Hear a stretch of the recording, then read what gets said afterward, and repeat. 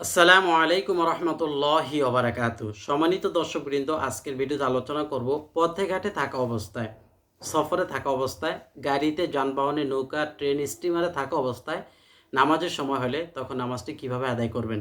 আপনি বুঝতে পারতেছেন যে গন্তব্যস্থানে পৌঁছতে পৌঁছতে আমার নামাজের সময়টি শেষ, তাহলে আপনি কি করবেন? এই বিষয় নিয়ে কয়েকটা কথা বলবো। দর্শক, প্রথমত কথা হলো, নামাজ কায়জা করা যাবে না। একবারে যখন আপনি বিপদের মধ্যে চলে যাবেন তখন আপনি নামাজটি কায়জা করতে পারবেন। তো নামাজ যখন আপনি মুসাফির হবেন, দূরবর্তী জায়গায় যাবেন, তখন তো আপনাকে নামাজ কাজা করে পড়তে হবে। কাজা না, মানে কসর করে পড়তে হবে। ৪ রাকাত নামাজ ২ রাকাত। আর কাজা করবেন কখন? যখন আপনি একেবারে নিরুপায় হয়ে যাবেন। আপনি বাসের মধ্যে আছেন, লঞ্চ স্টিমারে আছেন, তখন আপনি নামাজটি কাজা করতে মানে তখন যদি না পারেন, আপনাকে এটা পরে কাজা করতে হবে। ওই সময়ের মধ্যে আপনি কিভাবে নামাজটি আদায় করবেন? ওই সময় আপনি মানে যেই অবস্থানে আছেন, যেভাবে আছেন, সেভাবে আপনি নামাজটি আদায় করে নেবেন। বাসে আছেন, বাসে থাকা অবস্থায় আপনি সিটের মধ্যে বসে বসেই নামাজটি আদায় করে নেবেন। যেহেতু এই নামাজ পড়াটি আপনার পূর্ণাঙ্গ বিধানসম্মত হয়নি, যেভাবে উঠে বসে রুকু সিজদা করে নামাজ পড়ার কথা ছিল, সেভাবে হয়নি। এজন্য আপনি নামাজটি আবার পুনরায় পড়তে হবে। যখন আপনি বাসায় ফিরবেন, তখন আপনি নামাজটি পুরো করে নেবেন। কথা হলো, যদি আপনি মুসাফির অবস্থায় বাসায় ফিরেন, তাইলে কিন্তু আপনি পুরো নামাজ পড়বেন না। ৪ রাকাত নামাজ ২ রাকাত পড়বেন, মানে কসর পড়বেন। আর যদি নিজের গন্তব্যস্থানে ফিরেন, তাহলে আপনাকে পুরো নামাজ পড়তে হবে। আপনি চাঁদপুর থেকে ঢাকা রওনা হয়েছেন, কাশপুর অথবা চিটাগাং রোড আপনার নামাজের সময় হয়েছে। গাড়ি থামায় না, আপনার নামার কোনো পলিসি নেই, কোনো অবস্থা নেই নামার জন্য।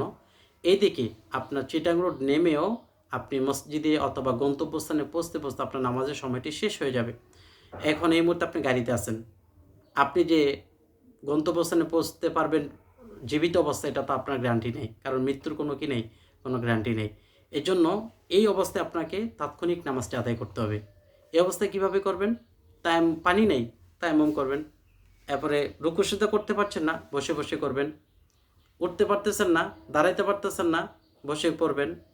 এরপরে রুকু সিজদা করতে পারতেছেন না, ইশারায় করবেন। অর্থাৎ যতটুকু সম্ভব এতটুকু সম্ভব নিয়েই আপনি গাড়িতে নামাজটি পড়লেন।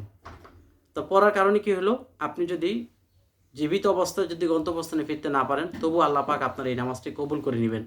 কারণ আপনি নামাজের সময়ে যেইভাবে পড়াটা সম্ভব ছিল সেভাবেই কিন্তু আপনি পড়ছেন।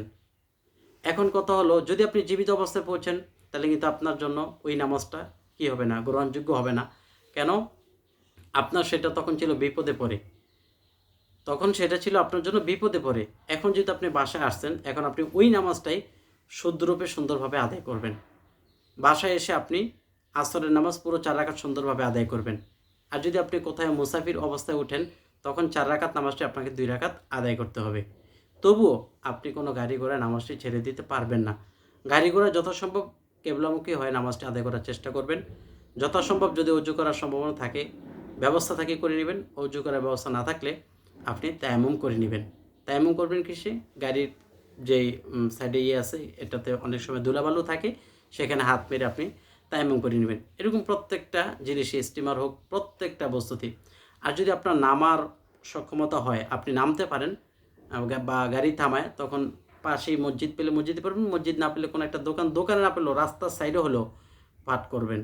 একেবারে পর্সা পায়খানা নাই, একটু ফ্রেশ, মোটামুটি বোঝাতে পাক, তাইলে আপনি করবেন।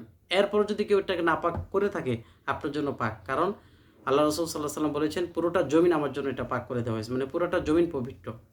এর মধ্যে যেটা আপনি চোখে দেখতেছেন নাপাকি, সেটা ভিন্ন।